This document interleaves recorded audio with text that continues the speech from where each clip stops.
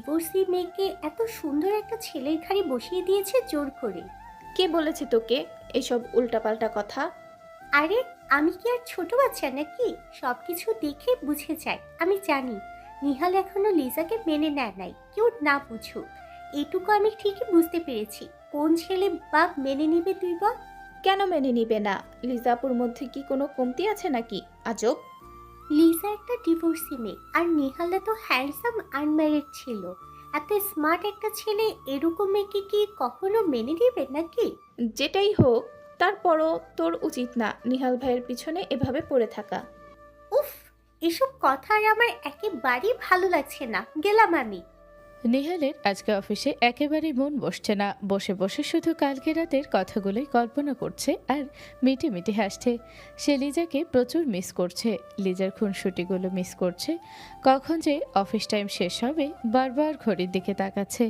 নেহালকে এরকম অবস্থায় দেখে তার খুব কাছের এক বন্ধু মাহির জিজ্ঞাসা করলো, কি ব্যাপার, কখন থেকে দেখছি ঘড়ির দিকে তাকাচ্ছিস? আজকের বাসায় কোনো কাজ আছে নাকি? এত তাড়াতাড়ি কিসের? এমনিতেই আজকে কাজ করতে ভালো লাগছে না। তোর কাজ করতে ভালো লাগছে না? এ কথা মনে হয় আমি প্রথম শুনলাম। সবসময় কি মানুষের মন মানসিকতা একরকম থাকে নাকি? কাজ করতে ভালো লাগছে না, নাকি আমাদের ভাবির কথা তোর খুব মনে পড়ছে?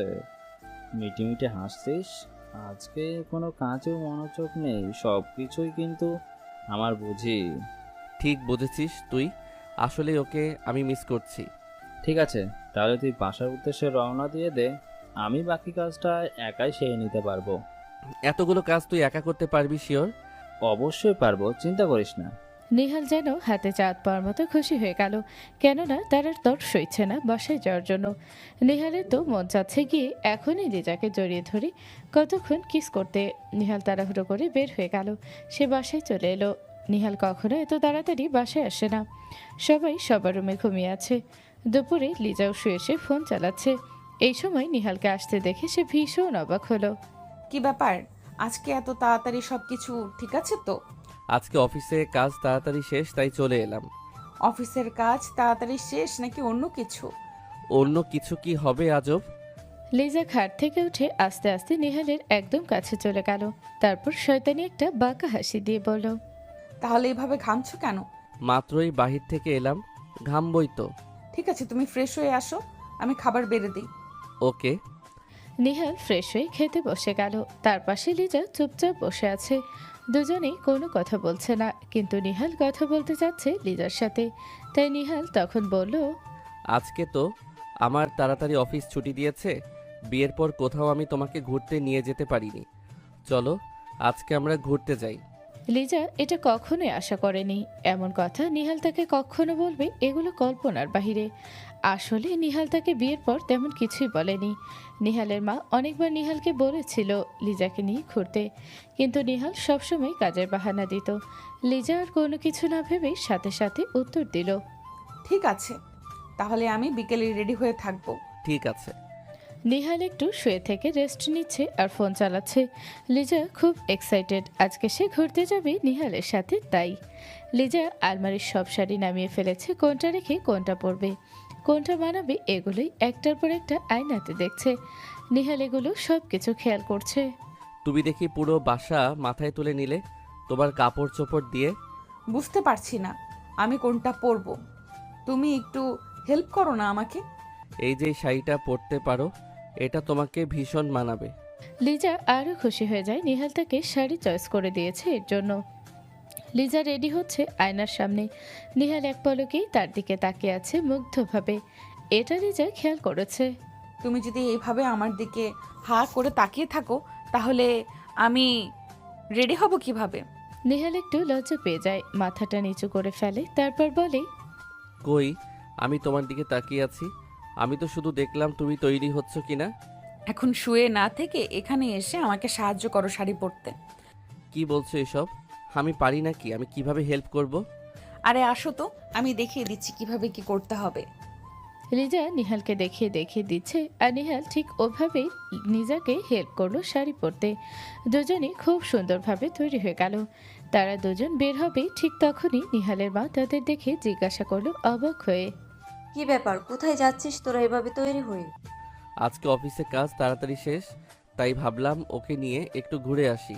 খুব ভালো করেছিস, এত করে আমি তোকে বললাম ওকে নিয়ে একটু ঘুরে আসতে, তুই তো কখনোই বের হইতি না। আমার কিন্তু ভীষণ ভালো লাগছে তোদের দুজনকে এভাবে দেখে। কয়েকদিন পর পরই তোদের এভাবে ঘোরা উচিত। মাত্রই বিয়ে হয়েছে আর তোরা না করে বাসায় থাকিস সব। ঠিক আছে। লিজা, কি অপরূপ সুন্দর লাগছে আজকে তোকে, কারো নজর না লাগো। আর এই শাড়িটা কিন্তু ভীষণ মানিয়েছে তোর গায়ের রঙের সাথে। নিহাল বলল এটা পরতে, তাই পরলাম। সত্যি কি মানিয়েছে আমাকে? হ্যাঁ, অনেক সুন্দর লাগছে, ভালো মতো দেখে শুনে যাস। নিহালের মা ভীষণ খুশি হয়ে গেল। তার ছেলে এবং ছেলে বউ ঘুরতে বের হচ্ছে বিয়ের অনেক দিন পর।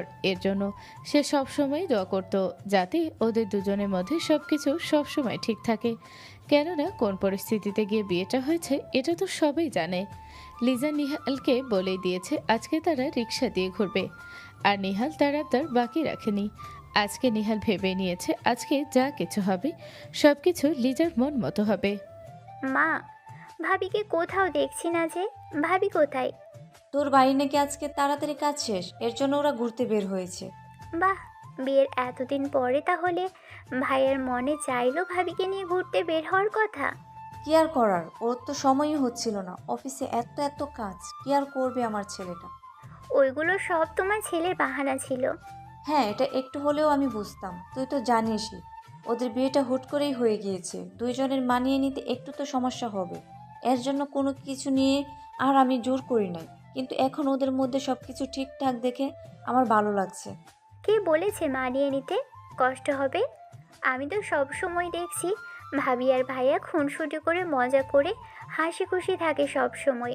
সব সময় এরকম হাসি খুশি থাকলেই তো ভালো। আমার ভাইটা খুব কষ্ট পেয়েছে, আমি আর চাই না কখনো আমার ভাই কোনো কিছুতেই কষ্ট পাক। লিজা ভালো থাকলেই আমার ভাইও সবসময় ভালো থাকবে। হুম। লিজা ঠিকভাবে শাড়ি পরে হাঁটাচলা করতে পারছে না, অনেক সমস্যা হচ্ছে। এগুলো দেখে নিহাল একটু রাগ করে। এত বড় হয়ে গিয়েছো, এখন পর্যন্ত একটা শাড়ি সামলাতে পারো না? আগে কখনো শাড়ি পরে বের হওয়া হয়নি তো, তাই এরকম হচ্ছে। তাহলে শাড়ি পরে বের হওয়ার দরকারটা কি ছিল? অবশ্যই দরকার ছিল, প্রথমবার আমি তোমার সাথে বের হয়েছি। আমি কি এমনি এমনি বের হয়ে যেতাম নাকি? উফ, তুমি আর তোমার জিদ। এখন যে হাঁটতে পারছো না এটা কি? একে তো শাড়ি নিয়ে আমি হাঁটতে পারছি না, কষ্ট হচ্ছে, তার উপর তুমি আমার সাথে রাগ দেখাচ্ছ এই রাস্তার মধ্যে। তাহলে আর কি করব আমি?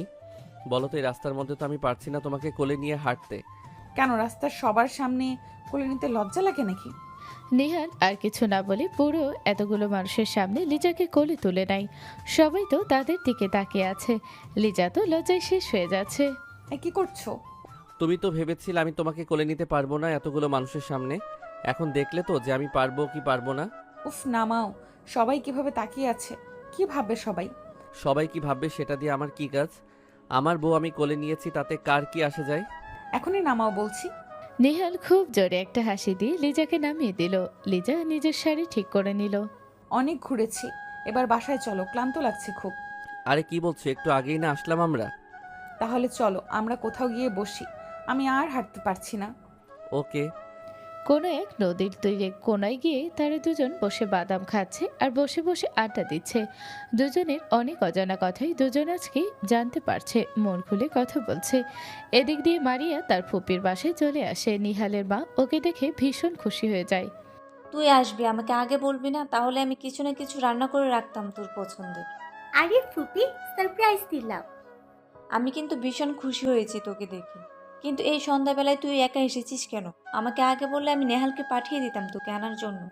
আরে রাস্তায় একটু জ্যাম ছিল, এই জন্য দেরি হয়ে গিয়েছে, না হলে অনেক আগেই চলে আসতাম। আবার কলেজে একটা কাজ ছিল, না হলে এসে আমি তোমাদের সাথে দুপুরে খাওয়া দাওয়া করতাম। আচ্ছা ঠিক আছে, তুই এখানে বস, আমি তোর জন্য কিছু নিয়ে আসছি আর নীলাকে ডেকে দিচ্ছি। আরে ফুপি, কিছুই করতে হবে না, তুমি আমার সাথে বসো।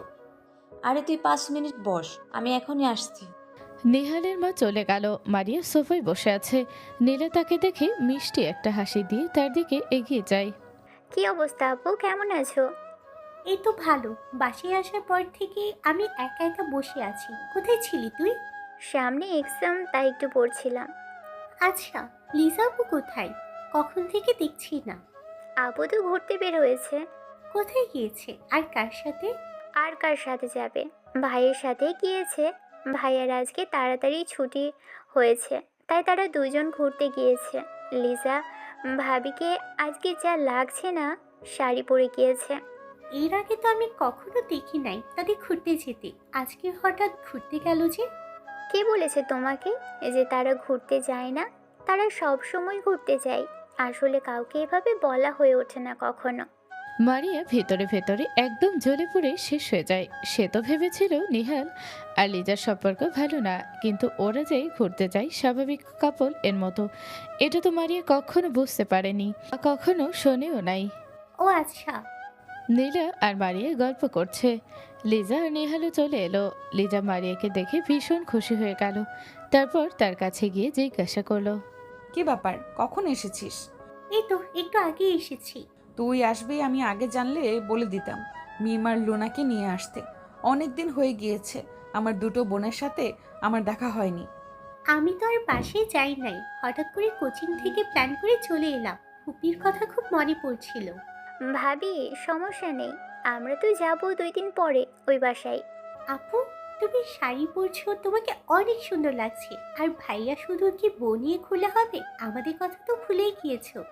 ঠিক আছে, তাহলে তোরা প্ল্যান কর কোথায় যাবি। আমি তোদের কাল পরশু নিয়ে যাব। অফিস থেকে না হয় একদিন ছুটি নিলাম।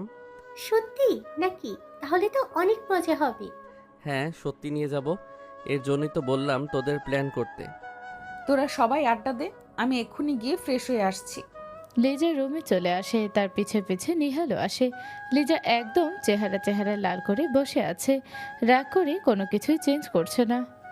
কি ব্যাপার, এভাবে বসে আছো কেন? তুমি ফ্রেশ হয়ে নিচে যাও। ওরা একা একা কথা বলছে, তুমিও যাও। তোমার এত দরদ লাগে, তুমি যাচ্ছ না কেন? হঠাৎ করে তোমার আবার কি হলো? এভাবে রাগ করে বসে আছো কেন? আমি রাগ করব কেন? আর আমি রাগ করার কে? আরে আজব তো, কি হয়েছে বলো না আমাকে। আমাকে নিয়ে ঘুরতে যাওয়ার দরকারটা কি ছিল? মারিয়াকে নিয়ে ঘুরতে যেতে। নিহাল মনে মনে